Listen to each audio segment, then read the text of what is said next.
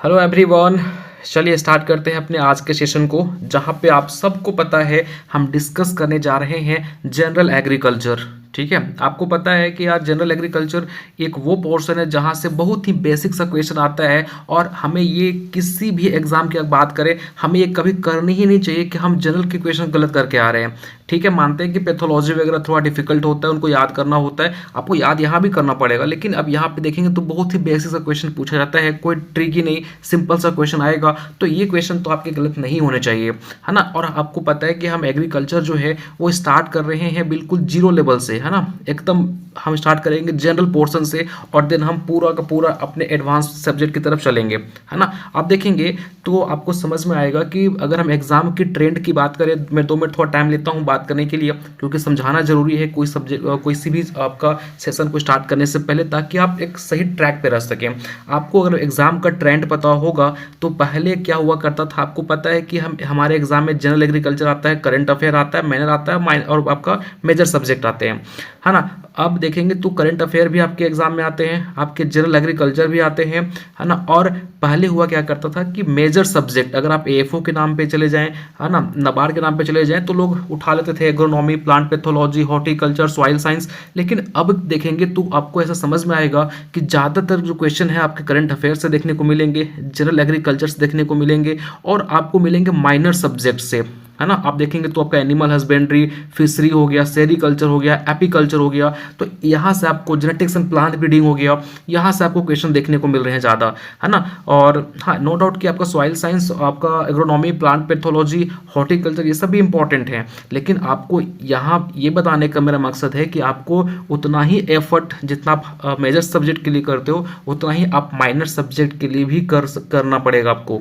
ठीक है, इनफैक्ट ज़्यादा ही करना पड़ेगा, और वो माइनर सब्जेक्ट छोटे पोर्शन होते हैं, आराम से उनके मार्क्स जो है वो ग्रैब कर सकते हो।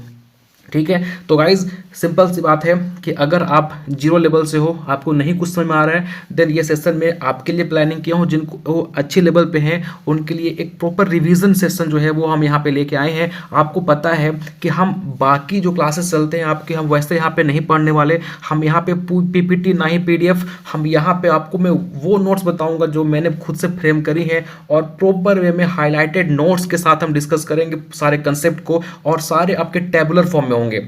ठीक है, ये क्योंकि जनरल एग्रीकल्चर के पोर्शन है इसलिए मैं आपको दिखा रहा हूँ पीडीएफ फॉर्मेट में, लेकिन बाकी जो सब्जेक्ट आपके होंगे पैथोलॉजी, सॉइल साइंस वगैरह, हम उसको डिस्कस करेंगे शॉर्ट नोट्स के फॉर्म में, मतलब उसको कम से कम टाइम में और एक इजी वे में ट्रिकी के साथ हम चीज़ों को याद कर सकते हैं।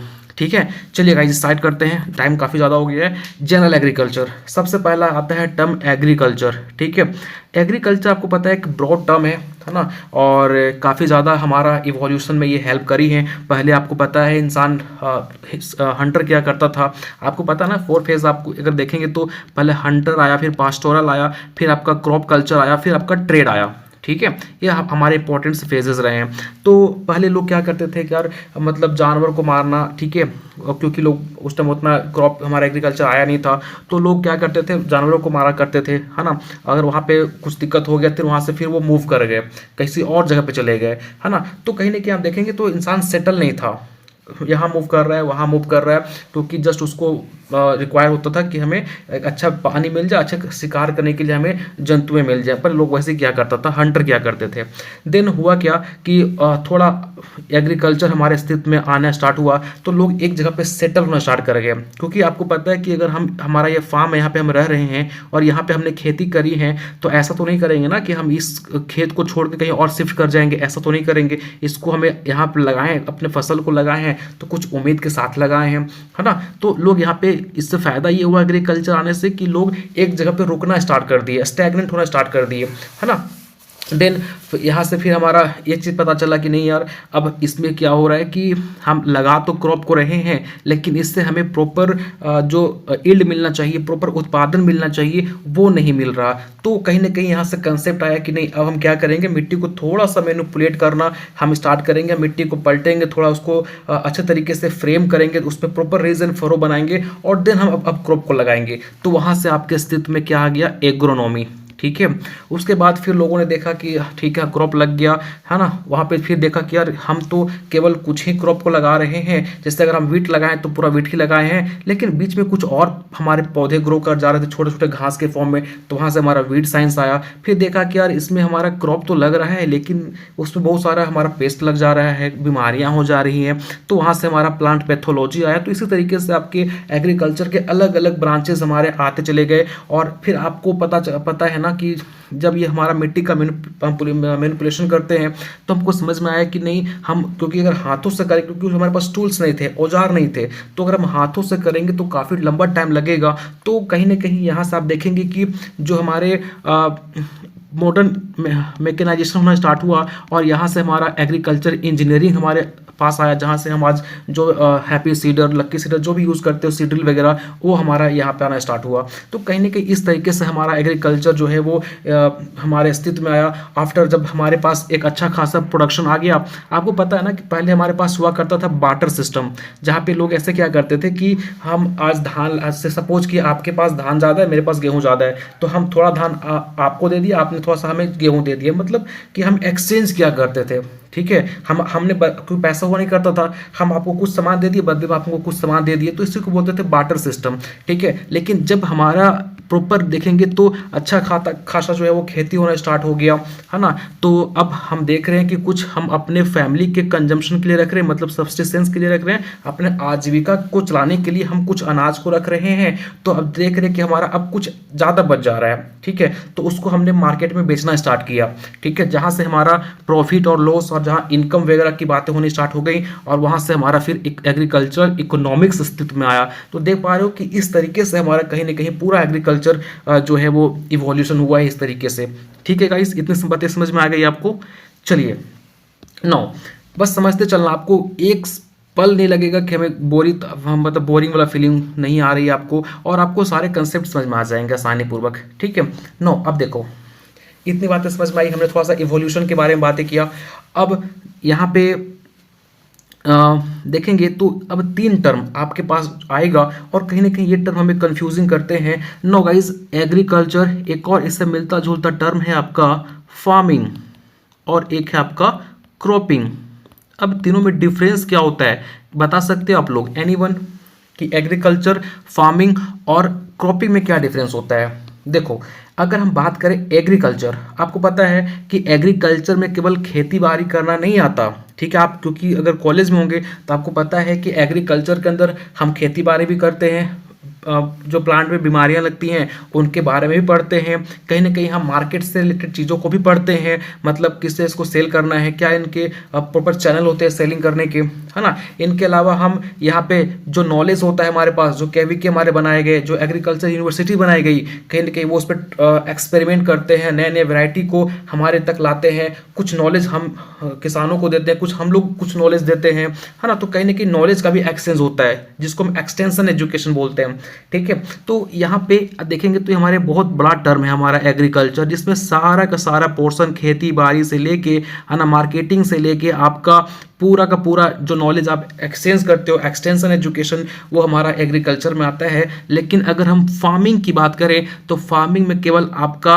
सपोज मान के चलिए कि एक ऐसा किसान जो सिंपल सी बात है वो खेती करता है और साथ में कुछ उसे अपने और इनकम हो जाए, जिस कहने का सेंस ये हुआ कि इसका एडिशनल मतलब कुछ और बेनिफिट हो जाए, तो उसके लिए वो क्या करता है, कुछ मुर्गी पाल लेता है, मछली पाल लेता है, तो वो किस में आ जाएगा, फार्मिंग के अंदर। मतलब खेती के साथ साथ आप अलाइड एक्टिविटी में इन्वॉल्व हो, जैसे आपने मशरूम की कल्टीवेशन करी है, आपने फार्मिंग, आपने मतलब मुर्गी पालन किया है, मछली पालन किया है, तो फार्मिंग में आ जाएगा। खेती के साथ साथ अलाइड एक्टिविटी में आप इन्वॉल्व हो। अगर हम क्रॉपिंग की बात करें तो याद रखना, सबसे छोटा टर्म, सबसे बड़ा टर्म ये, देन उससे छोटा ये और सबसे छोटा ये। यहाँ पे किसान क्या करता है, सिर्फ खेती बाड़ी करता है, इसमें कोई और एक्टिविटी नहीं है, मतलब हम सिर्फ खेती पे ही डिपेंड है ना। मतलब हम सिर्फ भैया धान लगा रहे हैं तो धान ही लगा रहे हैं, उसके अलावा कुछ नहीं कर रहे हैं। ठीक, तो ये 3 टर्म हो गया आपका, एग्रीकल्चर, फार्मिंग और क्रॉपिंग। नो गाइस, अब हम आगे बढ़ते हैं, और आपको पता है कि एग्रीकल्चर, अच्छा ठीक, एक चीज़ और बताता हूँ आपको। देखो, who is the father of agriculture, anyone बताइए, फादर ऑफ एग्रीकल्चर कौन है। अगर हम बात करें इंडिया के और वर्ल्ड के, बहुत कम लोगों को पता होगा आई थिंक, देखो एग्रीकल्चर के फादर अगर हम वर्ल्ड में बात करें तो जो आपके ग्रीन रिवॉल्यूशन के फादर हैं ना पूरे वर्ल्ड में, वही हैं फादर आपके एग्रीकल्चर के वर्ल्ड में, नॉर्मन बोरलॉग। ये क्या है आपके father of agriculture in world, और ग्रीन रिवॉल्यूशन के भी फादर हैं वर्ल्ड में। लेकिन इंडिया की बात करें तो आपको पता है इंडिया के अंदर भी जो आपके ग्रीन रिवॉल्यूशन के फादर हैं एम एस स्वामीनाथन, और एग्रीकल्चर के भी वो फादर हो जाएंगे हमारे इंडिया में एम एस स्वामीनाथन। ठीक, याद रखिएगा। अच्छा ठीक है, आप बताओ मुझे को, यहीं पे सब एकदम मेरे साथ रिकॉल करते रहो, आपको याद हो जाएगा। ठीक है, और बताओ मेरे को, who is the father of tillage? Tillage के फादर कौन है बताइए? Who is the father of tillage? बिल्कुल सही आप बोल रहे हो सर, इनके फादर जो है वो जेट्रो टूल है। ठीक है, जेट्रो टूल है, वीट साइंस के भी जेट्रो टूल है। अच्छा, who is the father of zero tillage? Zero tillage के फादर कौन है? ठीक है, आपने पढ़ लिया कि टिलेज के फादर हमारे जेट्रो टूल हैं, लेकिन who is the father of zero tillage के फादर कौन है? तो इनके फादर आपके हैं जीबी ट्रिपलेट। ठीक है, याद रखिएगा। And who is the father of zero budget natural farming? ZBNF, who is the father of zero budget natural farming? बताइए। तो इनके फादर हैं आपके सुभाष पालेकर। ठीक है, ये हैं आपके जीरो बजट नेचुरल फार्मिंग के फादर। ठीक है गाइस, चलिए, who is the father of agronomy? बताइए, मजे से पढ़ेंगे हम लोग। बताइए एग्रोनॉमी के फादर कौन है? एग्रोनॉमी के फादर हैं आपके पीटर डे क्रेसेंजी, ओपस रूरलियम काम्बोडारम इनका एक बुक है। ठीक है, चलिए सब चीज़ आपको बताऊंगा आगे, बस अभी मैं आपको इंट्रोडक्शन दे रहा था तो इसलिए जो है वो आपको मैंने यहाँ पे बताने की कोशिश की। चलो अब देखो, ये सारे जो एग्रीकल्चर आपको पता ही है कि भैया ये लैटिन वर्ड से ड्राइव हुआ है। एगर या फिर एग्री का मतलब होता है सॉइल, और कल्चरा का मतलब होता है cultivation, that is called soil, cultivation of soil is known as agriculture. और ये बुक इस लैंग्वेज हम निकलते हैं यहाँ से, क्योंकि मैंने आपको अच्छे से एक्सप्लेन किया कि एग्रीकल्चर क्या होता है ना। आपको पता है कि साइंस है, एक बिजनेस है, एक खेती करना भी एक कला है ना, जहाँ पे हम क्रॉप को लगाते हैं उन, है ना। इसके अलावा हम लाइव स्टॉक भी करते हैं, हम इकोनॉमिक पर्पस के लिए सब चीज़ें करते हैं ना, है ना। तो इनके लॉट्स ऑफ डेफिनेशन हो सकते हैं, तो आपको मैंने अच्छे से समझाया कि क्या होता है। हम इसको साइंस के प्रोस्पेक्ट से भी डिफाइन कर सकते हैं, बिजनेस के प्रोस्पेक्ट से भी डिफाइन कर सकते हो। सिंपल सी बात, आप अगर किसी क्रॉप को साइंटिफिक वे में लगा रहे हो, साइंटिफिक प्रिंसिपल को फॉलो करते हुए लगा रहे हो, जैसे आपने देखा कि एग्रोनॉमिक हमारे जो अस्तित्व में आया था, कैसे आया था? क्योंकि हमने वहाँ साइंटिफिक अप्रोच यूज़ किया। हम प्रॉपर क्रॉप रोटेशन कर रहे थे, प्रॉपर हम फील्ड को तैयार कर रहे थे, प्रॉपर प्लॉइंग कर रहे थे, है ना। तो हम एक साइंटिफिक अप्रोच का यूज़ करके हम ज़्यादा से ज़्यादा प्रोडक्शन को ले रहे थे, है ना। तो वो आपका साइंटिफिक अप्रोच के बेसिस पे डेफिनेशन हो जाएगा। लेकिन अगर हम बिजनेस के प्रोस्पेक्ट से देखें तो सिंपल इनका एम यही होगा कि हम किस तरीके से खेती करें कि हमें ज़्यादा से ज़्यादा हमारा मुनाफा हो, ज़्यादा से ज़्यादा हमारा जो है वो रिटर्न मिले, कम से कम हमें लेबर लगाना पड़े। तो कहीं ना कहीं हम बिजनेस के प्रोस्पेक्ट से जब डिफाइन करेंगे तो आपका दैट इज़ वो एग्रीकल्चर जो होगा वो बिजनेस के प्रोस्पेक्ट से हो जाएगा। ठीक, यहाँ तक क्लियर हो गया? नो गाइस, अब ब्रांचेस ऑफ एग्रीकल्चर की बात करें तो आपको मैंने बताया था ना कि किस तरीके से हमारा एग्रीकल्चर आया और किस तरीके से उससे अलग अलग ब्रांचेस निकले। तो सारे आपके एग्रीकल्चर के ब्रांच है, चाहे आप एग्रोनॉमी की बात कर ले, हॉर्टिकल्चर की बात कर ले, सेरीकल्चर, सिल्वीकल्चर, है ना, viticulture, moriculture, sericulture, pomology, apiculture, animal husbandry, vermiculture, it's all about the branches of agriculture, जिसको आप सब्जेक्ट के फॉर्म में कॉलेज में या फिर आप अभी अगर तैयारी कर रहे हैं तो पढ़ते हैं। ठीक है, नो गाइस, बताइए एग्रोनॉमी में हम क्या पढ़ते हैं? क्रॉप प्रोडक्शन के बारे में पढ़ते हैं सर, है ना, या फिर सॉइल मैनेजमेंट के बारे में पढ़ते हैं। हॉर्टिकल्चर में क्या पढ़ते हैं? फ्रूट्स, वेजिटेबल, मतलब कहीं ना कहीं जो आपके प्लांटेशन क्रॉप वगैरह, कॉन्डिमेंट्स सब जो होते हैं उनके बारे में यहाँ पे डिस्कस करते हैं। बड़ा सा ये भी टर्म है इनके भी। अब इनके हॉर्टिकल्चर के भी अलग अलग ब्रांचेस है सर। इनमें आपका पोमोलॉजी, है ना, इसके अलावा देखेंगे तो आपका ओलेरिकल्चर, फ्लोरिकल्चर, ये सब किसके ब्रांच हैं? आपके हॉर्टिकल्चर के। जब हम बात करें आपके पोमोलॉजी में तो हम क्या पढ़ते हैं भैया? फ्रूट्स के बारे क्या पढ़ते हैं? फ्रूट्स के बारे में, है ना। इसके अलावा ओलेरिकल्चर वेजिटेबल के बारे में, फ्लोरिकल्चर, है ना, यहाँ पे हम लोग फ्लावर के बारे में पढ़ते हैं। अब आता है सिल्वीकल्चर, फॉरेस्ट के बारे में पढ़ते हो आप लोग। विटीकल्चर, ग्रैप्स के बारे में पढ़ते हो, है ना। कई बार यहाँ पे एग्जाम में बेसिक सा क्वेश्चन बन जाता है। अगर आप स्टेट एग्जाम की तैयारी कर रहे हैं तो यहाँ से क्वेश्चन बन जाता है कि the scientific study of grape production is known as, तो आपको पता होना चाहिए विटीकल्चर। मोरिकल्चर में क्या पढ़ते हैं हम लोग? मलबेरी के बारे में पढ़ते हैं। सेरीकल्चर में क्या पढ़ते हैं? सिल्क वार्म रियरिंग के बारे में पढ़ते हैं। पोमोलॉजी, इसमें क्या पढ़ते हैं? फ्रूट्स के बारे में पढ़ते हैं। एपीकल्चर, क्या पढ़ते हैं, हनी बी के बारे में। एनिमल हस्बेंड्री में हम लाइव स्टॉक के बारे में पढ़ते हैं, कॉ ब्रीड वगैरह के बारे में पढ़ते हैं, है ना। आपका वर्मी कल्चर हम यहाँ पे अर्थवार्म के बारे में पढ़ते हैं। पीसी कल्चर हम फिश के बारे में पढ़ते हैं सर। अर्बोरिकल्चर किसी इंडिविजुअल प्लांट के कैसे लगाना है, कैसे उसको मैनेज करना है, वो हम अर्बोरिकल्चर में पढ़ते हैं सर। ठीक है, तो ये सारे क्या है आपके ब्रांचेज हैं एग्रीकल्चर के। ठीक है गाइस, आगे बढ़ते हैं। 9, अब कुछ इंपॉर्टेंट सा इवेंट, है ना, पूरा का पूरा आपको याद नहीं करना है, कुछ इंपॉर्टेंट सा है जो आपको याद करना है। देखिए पूरा का पूरा स्लाइड में 2 वर्ड देखने को मिलेगा, एक है आपका बीसी और एक है आपका एडी।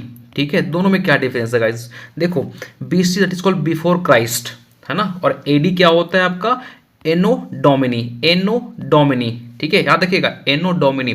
तो ऐसा माना जाता है कि जीसस क्राइस्ट के जन्म से पहले का जो ईरा था ना, उसको हम बिफोर क्राइस्ट बोलते हैं, और जन्म के बाद का जो टाइम पीरियड माना जाता है उसको हम एनो डोमिनी बोलते हैं। ठीक है, तो यहाँ पे हम देखेंगे कि जन्म से पहले बिफोर क्राइस्ट में क्या क्या इवेंट्स हुआ, कैसे मतलब हमारे क्या क्या हमारे अस्तित्व में आए, है ना। उसके बाद जन्म के उसके जस्ट बाद जिसको एनो डोमिनी बोल रहे हैं ना, तो उनमें क्या क्या आपको देखने को मिला। तो सबसे पहले अगर हम बात करें अर्लियर देन आपका 10,000 BC, तो यहाँ पे आपको देखेंगे कि हंटिंग और गैदरिंग होना स्टार्ट हो गया था, है ना। फिर 7500 BC जहाँ पे हमने वीट और बार्ले की खेती करनी स्टार्ट करी। तो दिस इज इम्पॉर्टेंट, आप इसको याद रखिएगा, जो मैं टिक कर रहा हूँ वो मोस्ट इंपॉर्टेंट है, उसको भूलिएगा नहीं, बाकी सबको एक बार रीड मार देना। 7500 BC में क्या हुआ आपका, तो वीट और बार्ले का कल्टीवेशन होना स्टार्ट हो गया था। 4400 BC में आप देखेंगे तो मेज की खेती होनी स्टार्ट हो गई थी, तो ये भी इंपॉर्टेंट हो जाता है आपके लिए, क्योंकि ये भी एक आपका मेजर क्रॉप में आता है। फिर 3500 BC में आप देखेंगे तो पोटैटो का जो है वो कल्टीवेशन होना स्टार्ट हो गया था।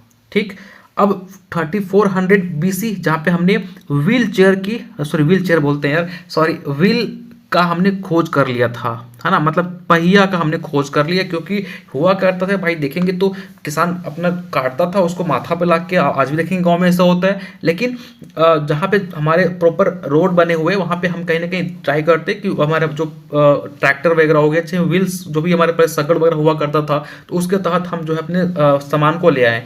तो वहाँ पे देखेंगे तो आपका व्हील जो है वो पहिया का आविष्कार हो गया था, लेकिन ये आपके एग्जामिनेशन के लिए इतना इंपॉर्टेंट नहीं है, इसको आप स्किप कर सकते हो। ठीक है, 3000 BC में देखेंगे तो bronze use for making tools, है ना, इसका हमने ब्रॉन्ज का यूज करना स्टार्ट कर दिया था टूल बनाने के लिए, ये भी इंपॉर्टेंट नहीं है, इसको भी स्किप कर सकते हो।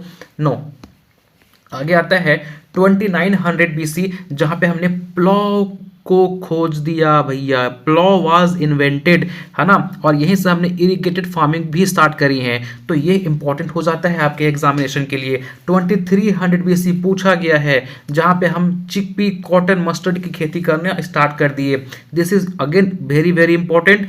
2200 BC जहां पे हमने पेडी की खेती करना स्टार्ट कर दिया था। शुगर केन भी आपका एक इंपॉर्टेंट सा क्रॉप है, तो 1500 BC हमने यहाँ पे शुगर केन की खेती करनी स्टार्ट करी। ये भी इंपॉर्टेंट आपके लिए नहीं है, ये भी इंपॉर्टेंट नहीं है, बस एक नज़र ले मार देना कि 1400 BC में हमने आयरन की खोज करी, लोहे की खोज हो गया था। ठीक है, और आपका 1000 BC में हमने आयरन प्लॉव की खोज करी, है ना। 1500 AD, है ना, एनो डोमिनी, यहाँ पे हमने ऑरेंज, अब हम क्योंकि हमारे पास अब हमने ये देखा कि हाँ ठीक है, हम फील्ड क्रॉप को काफ़ी अच्छे तरीके से कल्टीवेट कर ले रहे हैं, अब हम मूव करना स्टार्ट कर गए आपके बागवानी फसलों की तरफ। ठीक है, तो आप देख पा रहे हैं कि हमारे यहाँ पे ऑरेंज, ब्रिंजल, पोमेग्रेनेट, तो इस सब पे भी हमने मूव करना स्टार्ट किया, फ्रूट्स वगैरह की हमने खेती करनी स्टार्ट कर दी।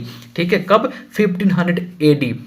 देन आपका 1600 AD में देखेंगे तो हमने लॉट्स ऑफ क्रॉप को इंडिया में कल्टीवेट किया, जैसे potato, tapioca, tomato, chilli, pineapple, groundnut, tobacco, rubber, American cotton. ठीक है, तो ये 1600 AD में हमने इसकी जो है भी कल्टीवेशन करना स्टार्ट कर दिया। तो कुछ जो है वो इंपॉर्टेंट है आपके एग्जामिनेशन पर्पज से, बाकी आपको आप स्किप कर सकते हैं। ठीक है, यहाँ तक क्लियर हो गया। चलिए आगे बढ़ते हैं गाइस। अब ये तो भैया बहुत इंपॉर्टेंट है। अच्छा एक चीज़ बताइए, देखो गोल्डन पीरियड ऑफ एग्रीकल्चर कब से माना जाता है? आपको पता है ना कि हमारे बिहार में एक इंस्टीट्यूट बना था इम्पेरियल एग्रीकल्चर रिसर्च इंस्टीट्यूट, ठीक है, जो पूसा बिहार में है। और यहाँ से जो पीरियड हमारा है ना, वो माना जाता है गोल्डन पीरियड, ठीक है। इस इंस्टीट्यूट के एस्टैब्लिशमेंट के बाद का जो पीरियड माना जाता है, ऐसा बोलता है कि वो जो था वो गोल्डन पीरियड था हमारे एग्रीकल्चर के लिए, क्योंकि हमें ये चीज़ समझ में आया कि कहीं ना कहीं ये वो ब्रांच है जिसको हमें काम, जिसपे बहुत सारी पॉपुलेशन डिपेंड है। आज भी देखेंगे ना, आपको पता है कि हमारे जो कोरोना टाइम हुआ था, उसमें भी हमारा सारा जो सेक्टर है वो निगेटिव में चला गया था, एग्रीकल्चर पॉजिटिव में था। क्योंकि ये सत्य है मेरे भाई कि लोग बिना दवा खाए सर्वाइव कुछ दिन कर सकते हैं, लेकिन बिना खाना खाए आप, ठीक है, आप पब मत जाइए, आप मूवी देखने मत जाइए, लेकिन आप कहीं ना कहीं देखेंगे तो बिना खाए इंसान सर्वाइव नहीं कर सकता है। और वो भी खाना में देखेंगे तो वेरिएशन अब आ गया है। तो ये वो सेक्टर है जहाँ पे हमें बहुत सारा इवोल्यूशन देखने को मिलेगा। और कहीं ना कहीं हमारा जो रीढ़ की हड्डी बोल सकते हो वो हमारा एग्रीकल्चर ही है, ठीक है। नो गाइस, अब देखते हैं कि हमारे जो गोल्डन पीरियड इसको बोल रहे हैं, तो वहाँ से हमारे अलग अलग इंस्टीट्यूट बनना स्टार्ट हो गया है ना, कि अलग अलग संस्थाएं बनना स्टार्ट कर गई, क्योंकि अब पता था कि अब इस सेक्टर पे कहीं ना कहीं जोर देने की जरूरत है। और हम इसके लिए अलग अलग इंस्टीट्यूट बनना स्टार्ट कर दिए, अलग अलग हमारे अनुसंधान केंद्र बनना स्टार्ट हो गए, ठीक है, ताकि हम इस पर ज़्यादा ज़्यादा रिसर्च करें और नई नई चीज़ों को लेके आएँ। तो आप देखेंगे कि अलग अलग आपके वेराइटी आना स्टार्ट हो गया, अलग अलग आपके ब्रीड्स आना स्टार्ट हो गए। देन हमने देखा कि भाई अब कहीं ना कहीं हमारे वैरायटी तो हम डेवलप कर रहे थे, लेकिन समझ में ये आ रहा था कि वो जो वैरायटी है हल्का सा एडवर्स क्लाइमेटिक कंडीशन आ रहा था, लाइक मौसम खराब हो रहा है, कई बार सूखा पड़ गया तो हमारा पूरा वैरायटी बर्बाद, पूरा फसल बर्बाद, किसान का जो ऐसे आत्महत्या कर ले रहा था, क्योंकि बहुत सारे किसान ऐसे हैं जो लोन लेके बैंक से और अपना खेती कर रहे हैं, तो उनका तो पूरा फसल बर्बाद हो गया। तो उस कंडीशन में हमने फिर साइंटिस्टों ने क्या किया, वैसे वैरायटी को डेवलप करी जो कि ड्राउट रेजिस्टेंट है, बहुत सारे देखेंगे तो पेस्ट रेजिस्टेंट है आपका। तो कहीं ना कहीं यहाँ से हमारा जो है अलग अलग वैरायटी भी आना स्टार्ट हो गया था। तो ये डिपार्टमेंट का बहुत ही इंपॉर्टेंट महत्व है। आज हम जो पढ़ते हैं कहीं ना कहीं इन्हीं का देन है। तो 1871 में आप देखेंगे department of revenue agriculture and commerce DRAC इनकी स्टैब्लिशमेंट हो गई थी। उतना इंपॉर्टेंट नहीं है, इसको आप स्किप कर सकते हैं। नो, अब ये तो भाई बहुत इंपॉर्टेंट है। 1875 IMD है ना, इंडियन मेट्रोलॉजिकल डिपार्टमेंट, ठीक है। और ये तो हमारा कहाँ पे है, इनका हेड क्वार्टर पहले पूना में था, देन शिफ्ट हो गया न्यू दिल्ली में। अभी तो इनका हेड क्वार्टर कहाँ है, न्यू दिल्ली में, ठीक है। और एक चीज बताइए, WMO वर्ल्ड मेट्रोलॉजिकल ऑर्गेनाइजेशन, इनका हेड क्वार्टर कहाँ पे है, इनका है जेनेवा स्विट्जरलैंड में, ठीक है। तो याद रखना कि 1875 में हमारा IMD का स्टैब्लिशमेंट हुआ था। 1880 में हमारा डिपार्टमेंट ऑफ एग्रीकल्चर स्टैब्लिश हुआ है ना, 1880 में, भूलना मत। 1901 में पहला इमिग्रेशन कमीशन लागू हुआ था, इंपॉर्टेंट नहीं है, स्किप कर सकते हो। 1905 में आपका इंपेरियल एग्रीकल्चर रिसर्च इंस्टीट्यूट, पहले इनका नाम हुआ करता था, अभी ध्यान समझो, अभी सब चलते चलो पढ़ते चलो ना। 1905 में इंपेरियल एग्रीकल्चर रिसर्च इंस्टीट्यूट इसका एस्टेब्लिशमेंट हुआ था, जो कहाँ था, पूसा बिहार के अंदर। लेकिन बाद में इसको शिफ्ट कर दिया जाता है, कहाँ गया जाता है, कब किया जाता है, मैं आगे बताने वाला हूँ। अभी फिलहाल इतना समझ के चलो कि 1905 में इंपेरियल एग्रीकल्चर रिसर्च इंस्टीट्यूट की जो है वो स्टैब्लिशमेंट की गई थी। 1912 में पूछा गया है question, SBI sugar cane breeding institute, यहाँ पे स्टेट बैंक ऑफ इंडिया नहीं है, शुगर केन ब्रीडिंग इंस्टीट्यूट, ये 1912 में इनकी स्टैब्लिशमेंट होती है। हेड क्वार्टर कहाँ पे, कोयम्बटूर तमिलनाडु में, ठीक है। 1923 में NDRI national dairy research institute, इनका हेड क्वार्टर कहाँ है, बेंगलोर में, ठीक है। 1923 में इनकी स्टैब्लिशमेंट होती है NDRI का। 1923 में अपना 1929 में अपना जानते ही हो imperial council of agriculture research ICAR, important है, 1929 न्यू दिल्ली, ठीक है। 1935 में आप देखेंगे तो आपका DMI directorate of marketing and inspection, इनकी स्टैब्लिशमेंट 1935 में की गई। 1957 में आपका वेयर हाउस एजेंसी हमारा इंडिया में आया था, ठीक है, जो कि एग्रीकल्चर सेक्टर को लॉजिस्टिक सेक्टर प्रोवाइड कर रहा था ये, ठीक है, लॉजिस्टिक सपोर्ट प्रोवाइड कर रहा था। 1957 में आपका ऑल इंडिया कोऑर्डिनेटेड मेज इंप्रूवमेंट प्रोजेक्ट को इनिशिएट किया गया था, है ना, और ये फर्स्ट कोऑर्डिनेटेड प्रोजेक्ट था। इंपॉर्टेंट है, वेरी वेरी इंपॉर्टेंट, अगर डीपली क्वेश्चन पूछेगा तो यहाँ से बन जाएगा। 1957 में, है ना, फर्स्ट कोऑर्डिनेटेड प्रोजेक्ट चलाया गया था वो किस क्रॉप पे था? पहला क्वेश्चन बताइए, वो आपके मेज के ऊपर था, है ना, यहाँ से बन सकता है। दूसरा कि जो फर्स्ट कोऑर्डिनेटेड प्रोजेक्ट चलाया गया था वो कब चलाया गया था? 1957 में, ठीक है, याद रखिएगा। 1958 में आपका नाफेड आता है, ठीक है। नाफेड कई बार एग्जाम में आप देखेंगे तो फुल फॉर्म पूछा जाता है भाई, तो फुल फॉर्म याद रखिएगा, नेशनल एग्रीकल्चरल, अब देखो ध्यान समझो, पहले समझो क्या है, national agricultural cooperative marketing federation of India, है ना, ऑफ इंडिया लिमिटेड। चलिए अब आप इसको पढ़ लिए। देखो अब एग्जामिनर क्या किया था, मैं बता रहा हूँ क्योंकि मैंने एग्जाम दिया था तो मैं उसको याद है क्वेश्चन क्या पूछा गया था। ध्यान समझो वो क्या किया था क्वेश्चन में, भाई इसको लोग ऐसे पढ़ लेते हैं, national agriculture cooperative marketing federation of India, NAFED का फुल फॉर्म है 1958, ठीक, रट लिए, पढ़ के चले गए एग्जाम देने, भाई हम तो सब पढ़ के आए एकदम मस्त। लेकिन वो क्या कहता क्वेश्चन के अंदर, ऑप्शन में यहाँ पे एग्रीकल्चर लिख दिया था, ठीक है, national agriculture cooperative marketing federation of India limited. भाई साहब आप अगर सही से नहीं पढ़ के गए हैं तो इसको टिक कर देंगे, लेकिन भैया वहाँ पे एग्रीकल्चर था ही नहीं, यहाँ पे एग्रीकल्चरल था। तो ये सब जो माइनर चीज़ होता है ना उस पर ध्यान दिया करो, ठीक है। तो इनका फुल फॉर्म क्या है, नेशनल एग्रीकल्चरल है, नॉट एग्रीकल्चर, एग्रीकल्चरल, ठीक है। 1960 में पहला आपका एग्रीकल्चर यूनिवर्सिटी स्टैब्लिश किया गया था पंतनगर में। This is very very important question. 1960 में आपका पहला एग्रीकल्चर यूनिवर्सिटी पंतनगर में बनाया गया था। 1965 में आपका एफसीआई, जिसका आप एग्जाम देते हो, फूड कॉरपोरेशन ऑफ इंडिया, 1965 में आपका एनडीडीबी, अनंत गुजरात में इनका हेडक्वार्टर है, NDDB national dairy development board, ठीक है, इनका हेडक्वार्टर कहाँ है, अनंत गुजरात में।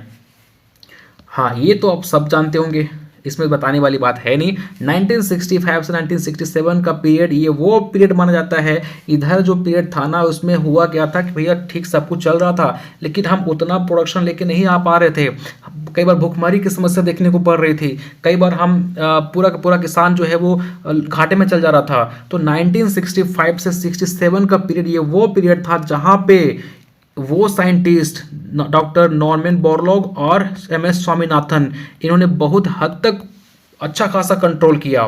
खासकर स्वामीनाथन अगर इंडिया की बात करें तो नॉर्मन बोरलॉग कहाँ पे, यूएसए में।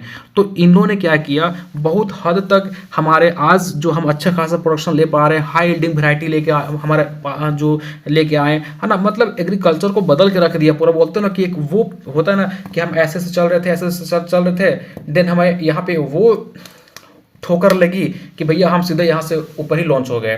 तो यही चीज़ यहाँ पे एग्रीकल्चर में हुआ कि सब पहले बहुत ही चीज़ें मतलब ख़राब होते आ रही थी। देन 1965 जब हमारे पास ग्रीन रिवॉल्यूशन आया तो यहाँ से हमारा एग्रीकल्चर एक अलग ही डायरेक्शन में चला गया, जहाँ से हम आज जो भी हैं अच्छा खासा प्रोडक्शन ले पा रहे हैं, अच्छा खासा हम जो भी किसान प्रॉफिट कर पा रहा है वो इसी कहीं यहीं से स्टार्ट हुआ था, ठीक है। तो ये अलग रिवॉल्यूशन जो है कहीं ना कहीं हमारा एग्रीकल्चर को चेंजिंग मोमेंट लेके यहाँ पे आया है।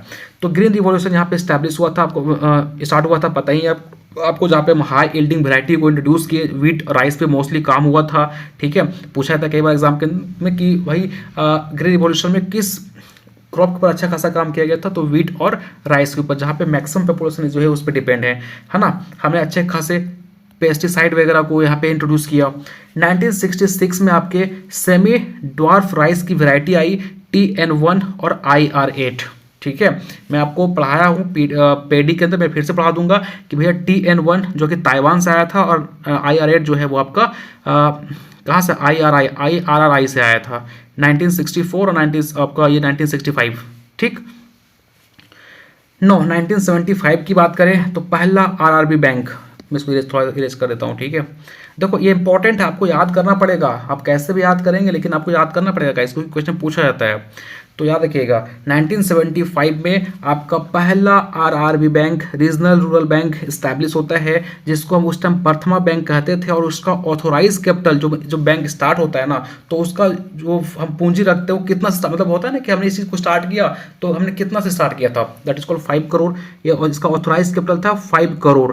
तो ये जो हमारा 1975 में पहला बैंक था RRB, जो फर्स्ट RRB बैंक बोलते हैं, है ना, जिस उसका नाम उस टाइम क्या हुआ करता था, प्रथमा बैंक, उसका एस्टैब्लिशमेंट हुआ था। 1978 की बात करें तो यहाँ पे IASRI that is called Indian agricultural statics research institute की स्टैब्लिश होती है। ठीक, याद रखिएगा 1978 में, सारा डेटा इंपॉर्टेंट है आपके लिए।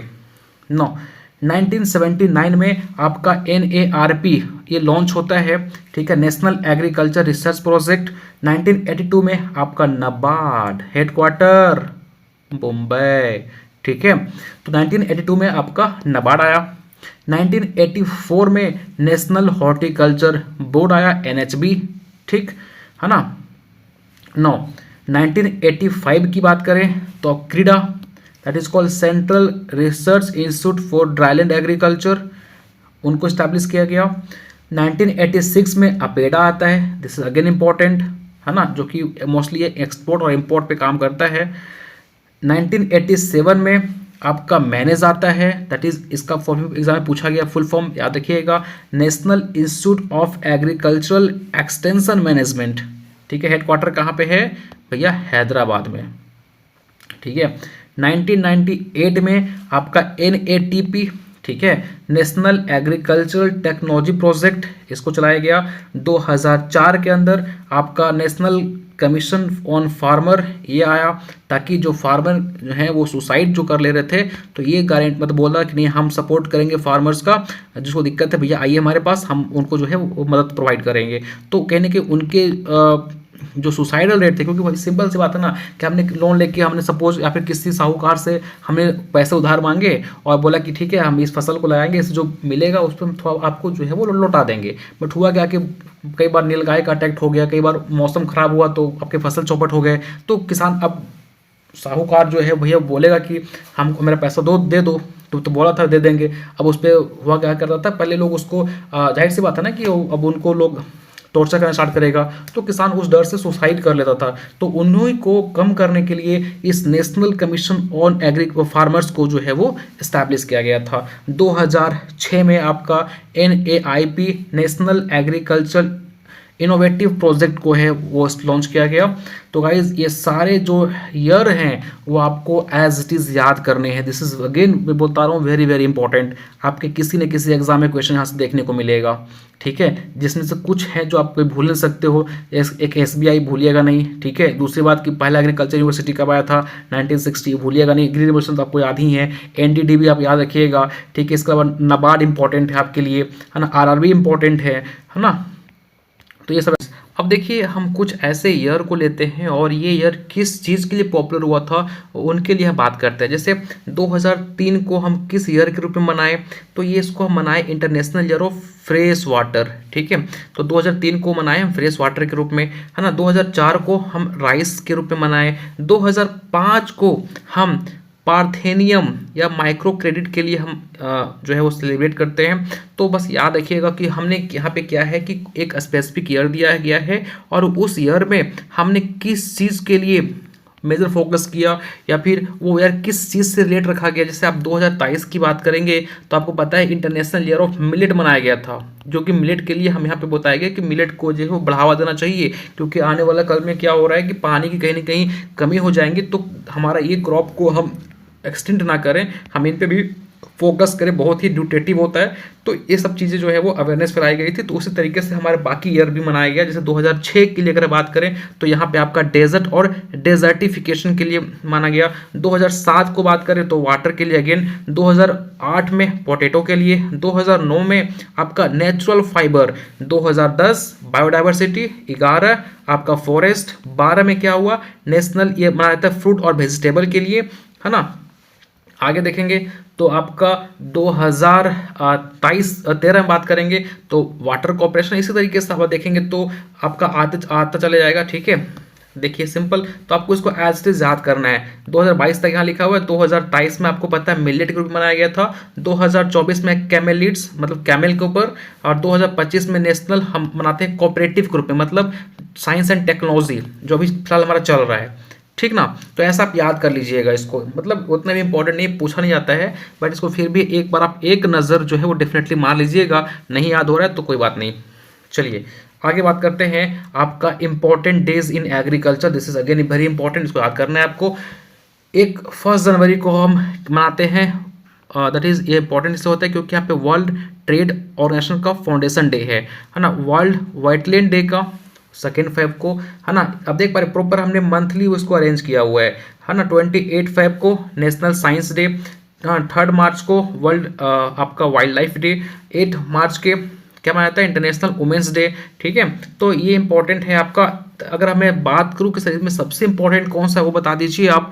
तो देखो इनमें सबसे इंपॉर्टेंट कौन है बता देता हूँ, आप बाकी सबको एक बार एक रीड मार लेना। देखो सिंपल, अगर मैं इंपॉर्टेंट की बात करूं तो एक इंपॉर्टेंट आपका हो जाएगा यहाँ पे WTO पूछा जाता है, एक याद कर लीजिएगा। दूसरा आपका हो जाता है इंपॉर्टेंट में अगर देखेंगे तो ये माना वाटर डे, मेट्रोलॉजिकल इंपॉर्टेंट है, पंचायती राज डे इंपॉर्टेंट है, international labour day, tuna day again very important, this is very very पूछा गया है, ठीक है। टूना डे कब मनाते हैं, 2 मई को। आगे बात करें तो देखो इसके अलावा इंपॉर्टेंट आपका हो जाएगा, ये इंपॉर्टेंट है, ये इंपॉर्टेंट है ना। 1 जून को वर्ल्ड मिल्क डे मनाया जाता है, दिस इज इंपॉर्टेंट, ठीक है। इसके अलावा नाबार्ड फाउंडेशन डे 12 जुलाई को, 16 को पता ही है, 12 जुलाई 1982 को नाबार्ड आया था और 1929 में हमारा ICAR आया था, तो ये अगेन इंपॉर्टेंट हो ही जाता है आपका।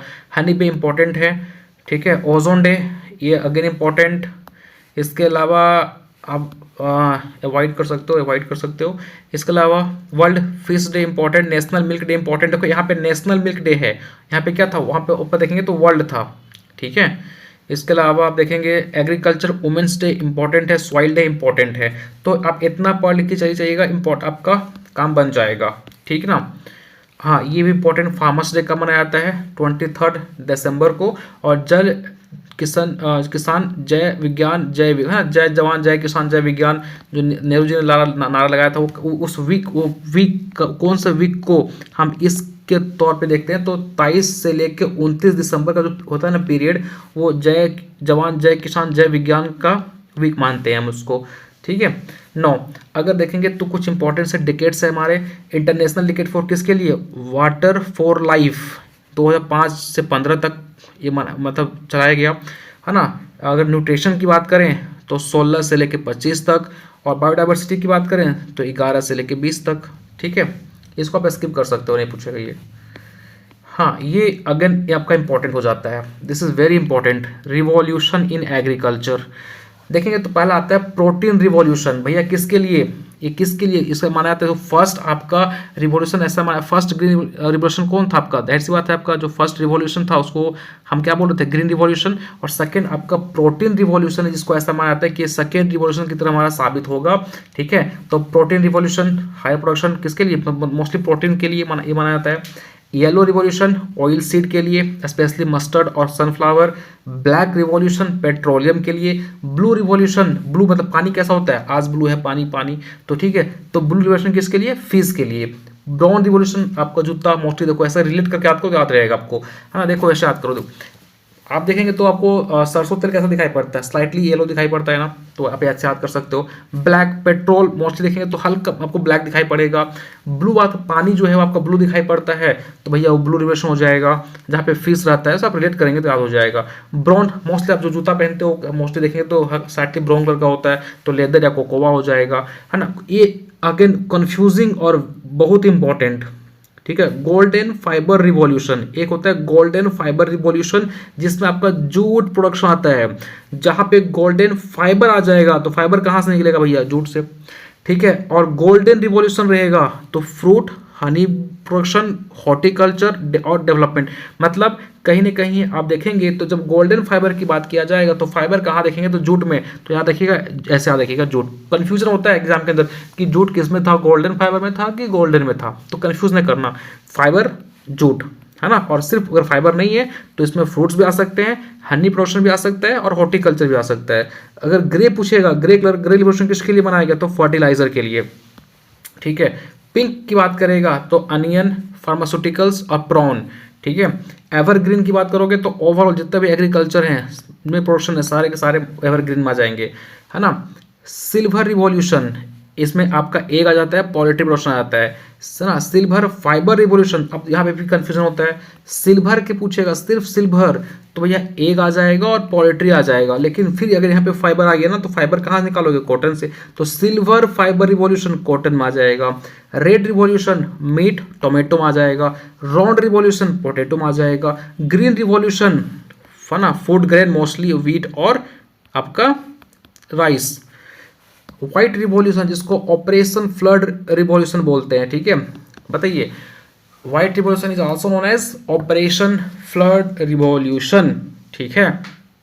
और ये मिल्क के लिए माना जाता है ना, ये किसके लिए माना जाता है, मिल्क के लिए। अब बताइए इसके फादर कौन है मेरे भाई, who is the father of white revolution, ये कौन है, वर्गीस कुरियन, ठीक है। स्वीट रिवॉल्यूशन हनी के लिए माना जाता है। चलिए ये था इंपॉर्टेंट से रिवॉल्यूशन।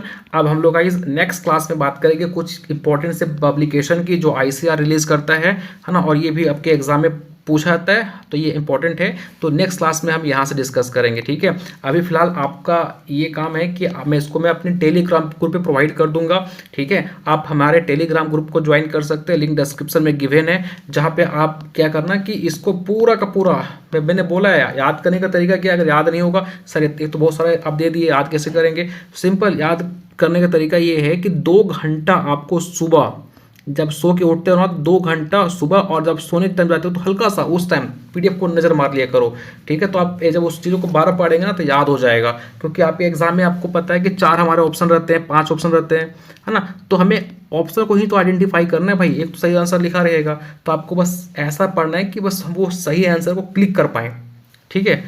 आपको कोई पूछेगा तो ना कि हाँ अब बताओ सीरियल वाइज क्या क्या आपने पढ़ा था, ऐसा तो नहीं पूछेगा। आप बस इस तरीके से देखना कि वो आपको रिलेट करके याद रह सके, ठीक है। तो ये सारे इंपॉर्टेंट है जो आपको जो क्लास में बताई हैं, सारे के सारे इंपॉर्टेंट है। आप इसको एक से 2 बार पढ़ेंगे ना तो चीज़ें याद होने स्टार्ट हो जाएंगी, ठीक है।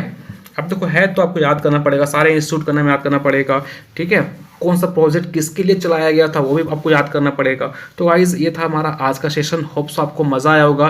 थोड़ा जनरल एग्रीकल्चर का पोर्शन है, आपको याद कर लीजिए, और अभी याद कर लीजिएगा तो आपको लॉन्ग टर्म में काफ़ी काम आने वाला होगा, ठीक है। आप को मैंने ट्राई करी है जितना सिंपल वे में हो सकता है समझाने का, मैंने रिलेट करने की कोशिश करी। होप सो आपको काफ़ी मज़ा आया होगा। नेक्स्ट क्लास में हम थोड़ा आगे देखेंगे। हमको लगता है कि जनरल एग्रीकल्चर का पोर्शन जो है वो मोस्टली 5 क्लासेस में ख़त्म कर देंगे इसको, ठीक है। और देन हम मूव करेंगे अपने एक मोस्ट इंपॉर्टेंट सब्जेक्ट की तरफ, एग्रोनॉमी, ठीक है। हम ऐसे ले चलेंगे या फिर आप बोलेंगे तो हम एक दिन में एक सब्जेक्ट कवर करेंगे, या अगर आप बोलेंगे तो हम एक दिन में 2 सब्जेक्ट ले लेंगे, एक माइनर सब्जेक्ट और एक मेजर सब्जेक्ट, ठीक है। वीडियो का लेंथ छोटा कर देंगे लेकिन भाई दोनों सब्जेक्ट को साथ में कवर करेंगे। या अगर आप बोलोगे तो सिंपल एक दिन में हम एक सब्जेक्ट को ही कवर करेंगे, ठीक है। तो ये आप पे डिपेंड करता है, लेकिन मैंने बताया आपको कि जो इस बार होने वाला है बिल्कुल नया करेंगे हम। ऐसा नहीं कि बाकियों की तरह हम एक पीपीटी खोल दिया उसको समझा के बात खत्म, नहीं। आपका मैंने 2 काम आसान किया मेरे भाई, 2 काम मैंने आसान किया आपका। पहली बात कि आपको कोई शॉर्ट नोट्स बनाने की ज़रूरत नहीं है, मैंने ऑलरेडी इतना अच्छा नोट्स फ्रेम करी है कि आपको पूरा का पूरा पोर्शन, आप फिर कोई भी एग्जाम का PYQ लगा लेना, आपको सारा क्वेश्चन वहाँ से बनेंगे। हाँ जो फैक्ट्स होंगे, क्योंकि फैक्ट्स का तो नोट्स बनता नहीं है, फैक्ट्स मैं आपको टेलीग्राम ग्रुप पे प्रोवाइड कर दूंगा उसी टाइम पे, लेकिन जो भी आपके कंसेप्ट हैं मैंने उसको सारे टेबुलर फॉर्म में अरेंज करी हैं, तो वो काफ़ी इंपॉर्टेंट रहेगा आपके लिए, ठीक है। एक तो आपको शॉर्ट नोट्स बना के मिल जा रहा है, आपको सिर्फ पढ़ना है, बस सिर्फ पढ़ना है। चलिए गाइस आज हम इतना ही रखते हैं, मिलते हैं हम अपने नेक्स्ट अगले लेक्चर में। तब तक ध्यान रखिए, प्रॉपर इसको रिवाइज करते रहिए, हल्के मत लीजिए। अगर आप ये चीज़ सोच के चले गए कि यार हटाओ यार मैं उसको याद नहीं हो रहा, कल याद करेंगे, तो कल कल कल होता चला जाएगा, बाद में आपका इतना बर्डन हो जाएगा कि आप फिर छोड़ के चले जाएंगे। तो ऐसा नहीं करो, एफर्ट्स करोगे तो चीज़ें मिलेंगी, ठीक है। देर से याद होगा कोई दिक्कत नहीं, आज पढ़ते पढ़ते पढ़ते चीज़ें याद हो जाएंगी, ठीक है। चलिए फिर मिलते हैं गाइस अगले लेक्चर में। Thank you so much.